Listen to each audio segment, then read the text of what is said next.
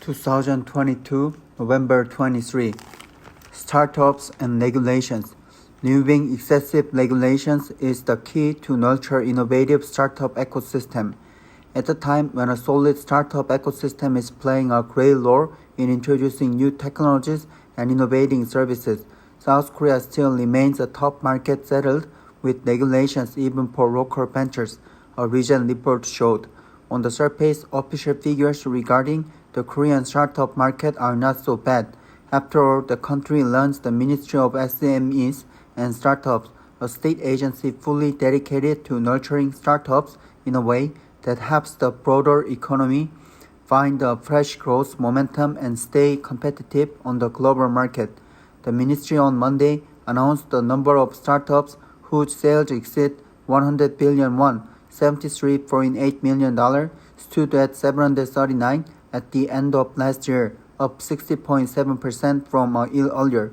Encouragingly, over 100 companies joined the 100 billion won club for the first time, marking a 71.1% increase from 2020, and the startups that generated more than 100 billion won in sales also contributed to the country's job market, hiring over 270,000 in 2021, up from about 240,000 in 2020.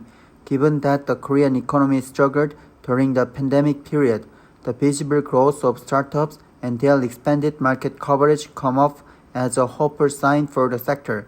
According to the Ministry of SMEs and Startups, the front runners in the startup market were quick to notice what consumers wanted in connection with the changed lifestyle sparked by the pandemic and utilized the digital technologies, leading to higher sales.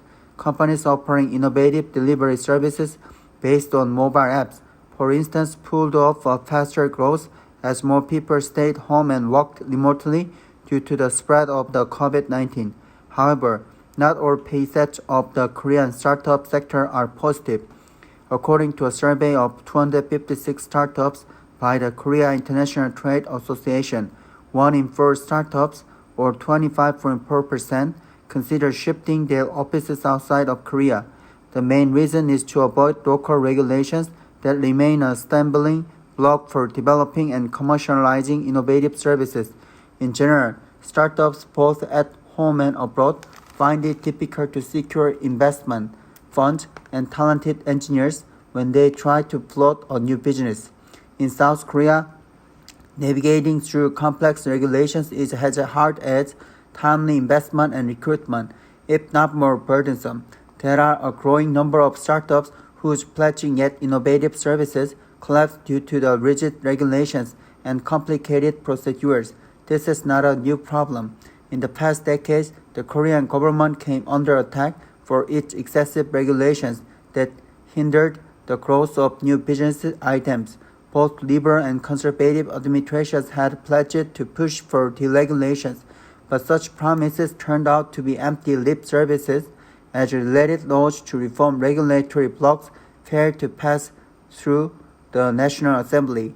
The Yoon Suk-yeol administration appears to be willing to deal with the long-standing regulation issue, but it is virtually powerless as the National Assembly is controlled by the main opposition Democratic Party of Korea.